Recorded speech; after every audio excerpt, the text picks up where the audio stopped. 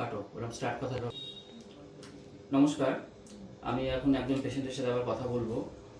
আবারও হোমিওপ্যাথিক চিকিৎসায় patient conceive করতে পারলো, যার বাড়ি হাবড়াতে, যার টিউব ব্লক ছিল, দুটো টিউবই ব্লক ছিল। বহু অ্যালোপ্যাথিক ডাক্তার দেখিয়েছে কিন্তু কনসিভ করতে পারেনি, দুই আড়াই বছর ধরে ট্রাই করছিল।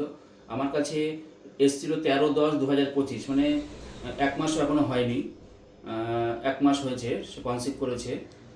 আচ্ছা, আপনার নাম কি? লিলিমা খাতুন। কোথায় বাড়ি? হাবড়াতে। আচ্ছা, আপনি তো একজন অনেক ট্রিটমেন্ট করেছেন। অনেক ট্রিটমেন্ট করেছি, অনেক বড় বড় হসপিটালে দেখিয়েছি, অনেক বড় বড় গাইনি ডাক্তারকে দেখিয়েছি, কিন্তু কোনো কিছুতেই কোনো কনসিভ হয়নি।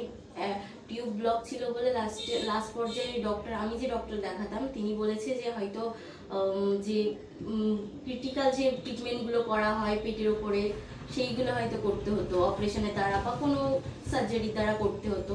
তারপরে আপনার ভিডিও দেখে আমি আসলাম, এখন 1 মাসের মধ্যেই আমি কনসিভ করেছি। আমি ভীষণ খুশি। তার খুশি, তাই তো? প্রচন্ড খুশি। অর্থাৎ আমি বলি যে হোমিওপ্যাথিক ট্রিটমেন্টে যেখানে অ্যালোপ্যাথিক ট্রিটমেন্টে প্রচুর খরচ, তারপরে অনেক সময় আইভিএফ করতে হয়, সেখানেও সাকসেসফুল হয় না।